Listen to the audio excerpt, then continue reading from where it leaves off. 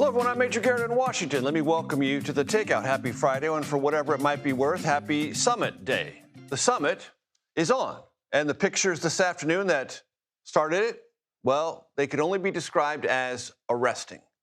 President Trump waiting at the tarmac at Elmendorf-Richardson Air Base, clapping as Vladimir Putin, an indicted war criminal, approached. Then, and you see, yes, a warm handshake, banter, and the two leaders made their way to a podium where there was a photo op. And at that photo op with the two on the podium, Putin had to hear questions that simply are not raised when he's in Russia. President Putin, will you agree to a ceasefire? Mr. President, what's your message to Vladimir Putin? Mr. Putin, did you underestimate Ukraine? President Putin, will you stop killing civilians? Then an extraordinary invitation to ride in President Trump's limousine. A big smile and chuckle from Putin as the car pulled away. Those optics, as good as Putin and his Russian handlers could have hoped for. The outcome unknowable. And possibly this red carpet treatment was necessary to pull Putin toward a ceasefire, which Trump said before he landed in Alaska was his goal. Margaret Brennan joins me now from the summit. Margaret, I'm so glad you are with us. Evaluate what I just described, what we saw play out on the tarmac, and all the ways in which Europe and the Ukrainians might behold the handshake, the obvious affection, and the ride in the presidential limousine. Well, Major, these images are being broadcast around the world, and it is very late night in Kyiv, but you can be assured that Volodymyr Zelensky is tracking all of this, and it contrasts just so starkly with the treatment he was given when he was welcomed into the White House by President Trump, but reminded that he was not grateful enough for all of the U.S. aid that had been provided to him in the description of the president at the time. But since that time, President Trump's position on Ukraine has fluctuated. And it's not exactly clear what President Trump wants to see other than this general description of a ceasefire. He hasn't been specific. When he was asked again on Air Force One about that, he said something like some form of a ceasefire. So he's sketching out very broad sort of benchmark for success there. And the pictures themselves, those are a win for Vladimir Putin. He has already gotten something. He has delayed those sanctions. He has gotten that reemergence onto the global stage despite breaking virtually every international law on the books, every international law written after World War II, when the globe decided that might was no longer going to make right and that you couldn't invade a country and seize territory by force, or at least not do so without international sanction.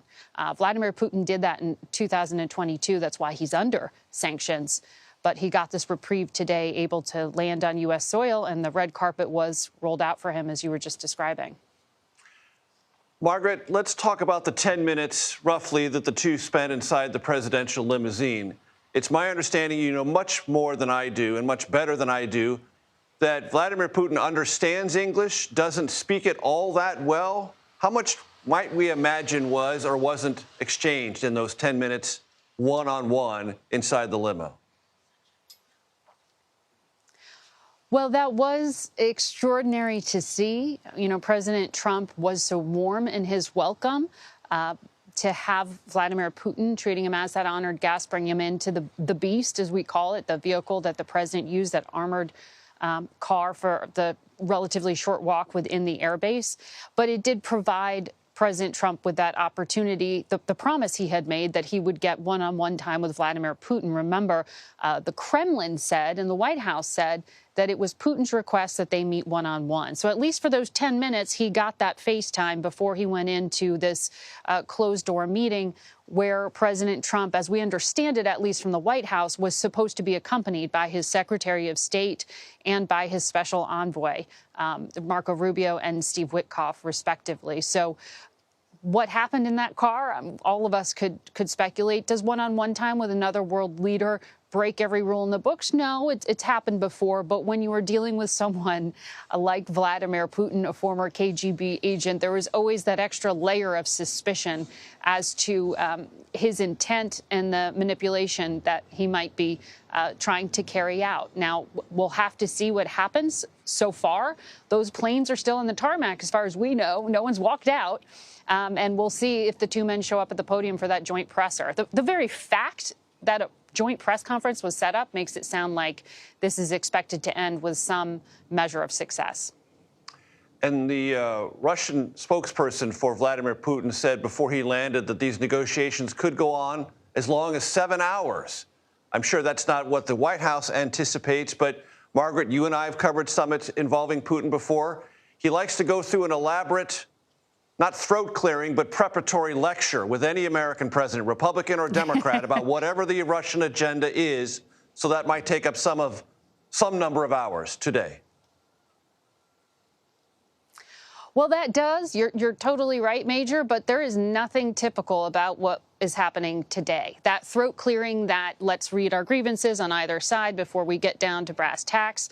That's what diplomats do. That's what trained Foreign Service officers do. That's what you would expect in a traditional bilateral meeting. But that's not what we're seeing. And the other thing Vladimir Putin loves doing, Major, is showing up late.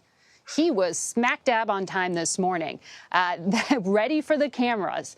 I mean, I've been there. I've sat in Moscow where he's kept John Kerry waiting for 3 hours when he was Secretary of State. He is notorious for playing this cat and mouse game. Not today. This is a big moment for him. He was being honored. We'll see, though, if he actually makes any concessions. Remember, President Trump said he'd know in the first 2 minutes whether Vladimir Putin would make a deal. It's been well over 2 minutes at this point. Margaret Brennan, such a great pleasure. Thank you so very much. Former U.S. Ambassador to Russia for President Trump and for President Biden, John Sullivan, joins me now. Mr. Ambassador, great to see you. Look, I want to give you a chance. You saw the pictures. The world saw the pictures. Break them down for us. Well, literally, Major, it was red carpet treatment from Vladimir Putin. He couldn't have asked for a better setting for his arrival in the United States. His message to the world is, I'm not isolated. Some may think I'm a war criminal. I deal toe-to-toe with the President of the United States. I'm welcomed as a co-equal with the President of the United States, which he believes he deserves as President of the Russian Federation. So a real validation for Putin. And all the times in the last few weeks, John, and we've discussed this on this program, when the president has expressed frustration, being unhappy with Putin, none of that evident today. None of it evident today, and not really evident in the actions that the United States has taken. To be sure, the United States has imposed secondary sanctions, tariffs on India for buying Russian oil. But the United States could do so much more to put pressure on Putin to really come to the peace table and stop this war. The United States has the means to do so. So far, it hasn't had the will to do so. The question is whether the administration, the Trump administration, will get Putin to agree to a ceasefire first and then an enduring settlement. And it's doubtful in my mind that this is going to happen unless much more pressure is brought to bear on Putin. And it is possible, John, that the president could look the way he did, but sit down and say, I have the sanctions in my back pocket and I'm ready to go. And if you don't move, I'm going to drop this hammer on you, and be much tougher in private than he looked in public. It's possible. Absolutely. Look at the way he dealt with Kim Jong-un, right? He had 3 meetings with Kim Jong-un, 2 summit meetings in a sense, and then the meeting in the DMZ. But he ultimately walked away because there wasn't a good deal for the United States, what he wanted. But he didn't disrespect Kim Jong-un. And, my hope is that what the president would say in his defense, if he were criticized for how Putin was received, he would say, look, I'm sucking up to Putin. I'm doing to Putin what you say other world leaders are doing to me, buttering me up because I want something from him. And if he doesn't give it to me, I'll walk away, but I'm not going to embarrass him. I'm not going to make a spectacle out of it.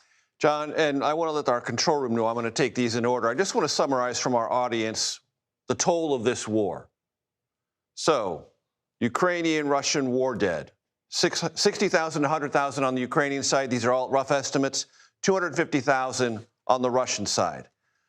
There's been a lot of aid flowing to Ukraine from the European Union.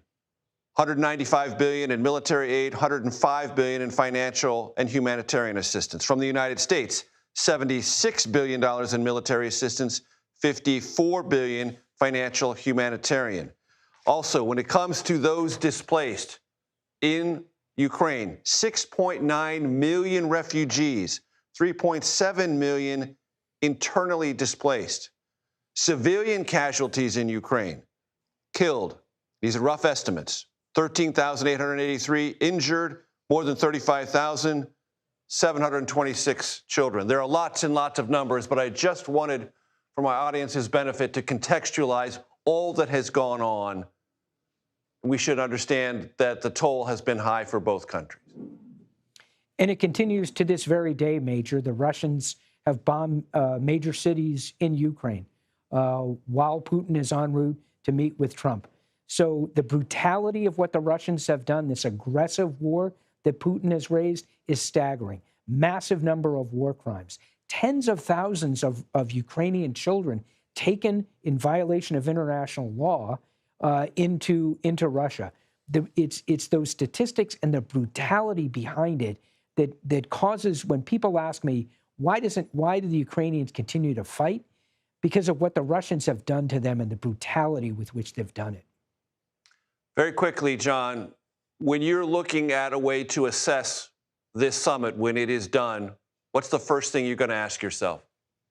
Is there follow-up with Zelensky? There is no path to peace and a settlement in Ukraine without Zelensky and the Ukrainians at the table. Right now, Putin doesn't want to meet with Zelensky. If President Trump can get a ceasefire and a follow-up meeting with Zelensky at the table, that would be a step forward. Putin doesn't want to do that. Putin doesn't want to give to Zelensky what Trump gave to Putin today. Putin doesn't want to be on the same stage with Zelensky and equate him with the president of the Russian Federation. He thinks Zelensky is beneath him, and right now he's not interested in meeting with Zelensky.